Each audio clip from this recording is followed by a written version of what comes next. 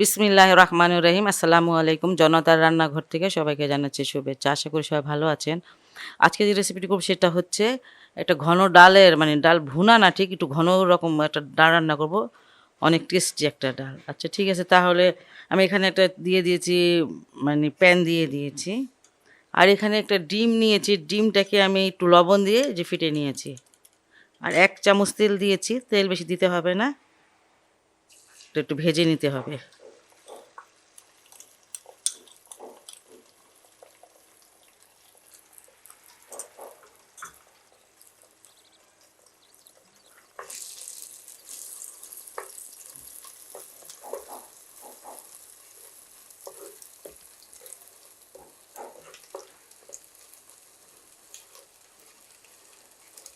এই ডিমটাকে এইভাবে ভেঙে ভেঙে নিতে হবে। এটা ভেজে কিন্তু একদম শক্ত করে ফেলবেন না, এই যে নরম অবস্থায় নামিয়ে ফেলতে হবে। এটা আমি নামিয়ে নিচ্ছি। এখানে প্রায় ২০ কোয়া রসুন আছে।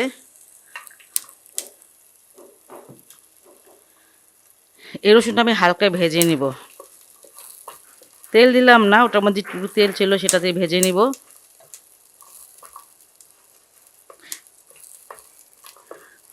কোয়াগুলো কাটি নাই, আস্তই আছে।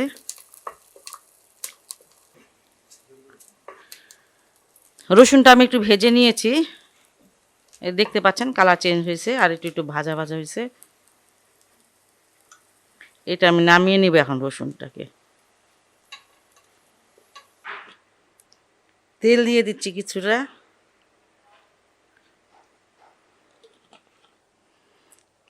দু চামচের মতন তেল দিয়েছি, আর দুটা পেঁয়াজ এখানে এভাবে কেটে নিয়েছি।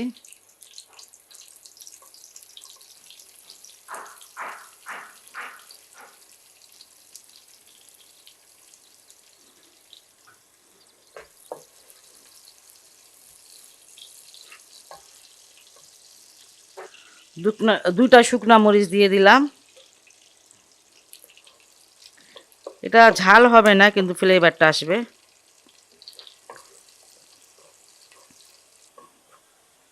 পেঁয়াজটা দেখেন ভাজা হয়ে গেছে। আর এখান থেকে আমি অল্প একটু উঠিয়ে রাখছি।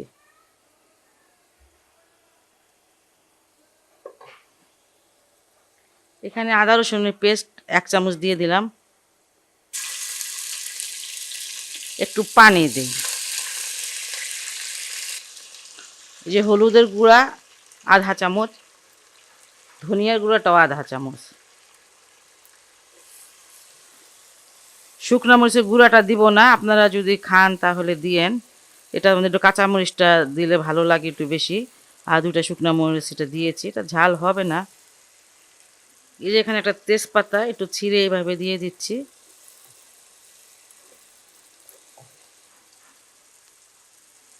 এখানে আমি ২৫০ গ্রাম ডাল নিয়েছি। এটা আমি ২-৩ ঘন্টা মানে ভিজিয়ে রেখেছিলাম। ভিজিয়ে রাখলে একটু তাড়াতাড়ি সিদ্ধ হয়ে যায়।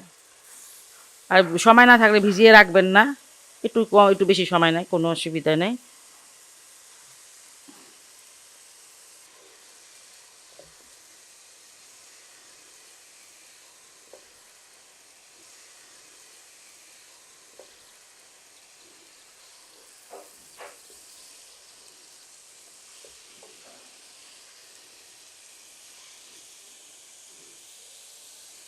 স্বাদ মতো লবণ দিয়ে দিলাম।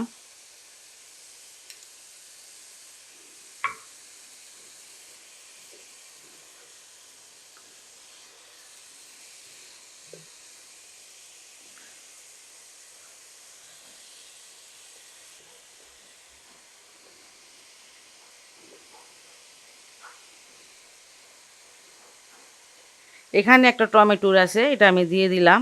এভাবে কেটে নিয়েছি। আর পরেও দেওয়া যায়, আগে দিলে আর কি ডালের সাথে মিশে যায়, এটা একটু ভালো লাগে আমার কাছে। আর অল্প একটু ২-৩ চামচ পানি দিয়ে দিচ্ছি।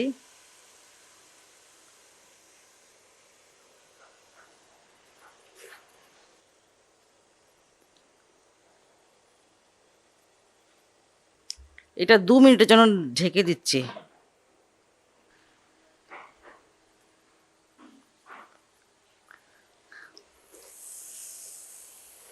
2 মিনিট না, আমি প্রায় 4 মিনিট পর আসলাম, কারণ 2 মিনিট পরে দেখে আসছি যখন, দেখে কি পানি ছিল কিছুটা, এমন শুকনা শুকনা করে ফেলেছি। এখন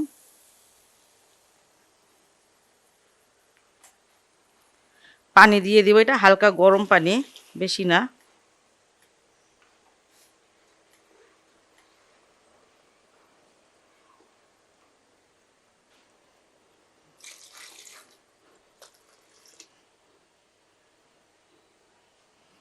প্রায় 600 গ্রাম পানি দিলাম।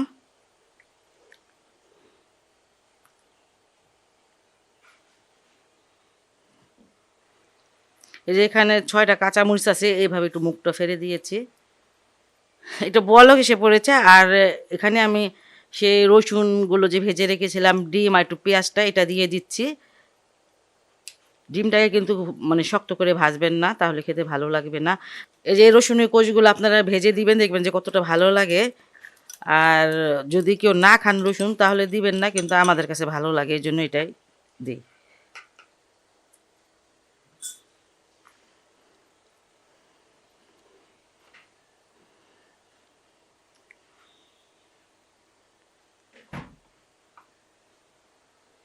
এই যে এখানে জিরার গুঁড়া আছে, এটা ভাজা জিরার গুঁড়া, সেটা আমি দিয়ে দিচ্ছি এখানে আধা চামচের বেশি।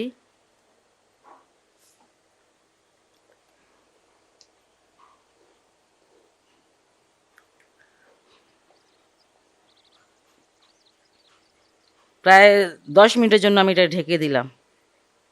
10 মিনিটের মধ্যে মনে হয় হয়ে যাবে ডালটা। 10 মিনিট পর আমি আসলাম, ডালটা হয়ে গেছে, দেখেন এমন ঘন ডাল।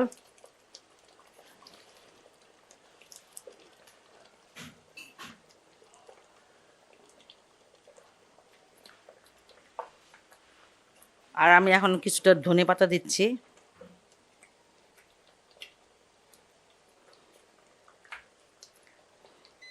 ধনেপাতাটা দিয়ে 2টা মিনিট ঢেকে রাখবো, চুলাটা অফ করে, যাতে ধনেপাতার ঘ্রাণটা ডালটার মধ্যে ছড়িয়ে যায়। এভাবে ডালটা রান্না করে দেখবেন, খুব টেস্টি একটা ডাল। ডাল আর ডিম ভাজা হলে আর কিছু লাগে না। যাই হোক, আপনারা বাসায় এটা অবশ্যই ট্রাই করবেন। আর যদি ভালো লাগে আমার রেসিপিটা, আপনারা অবশ্যই অবশ্যই আমার চ্যানেলকে লাইক, কমেন্ট, সাবস্ক্রাইব করুন। সবাই ভালো থাকুন, সুস্থ থাকুন, নিরাপদে থাকুন, এই দোয়া করি। আল্লাহ হাফেজ।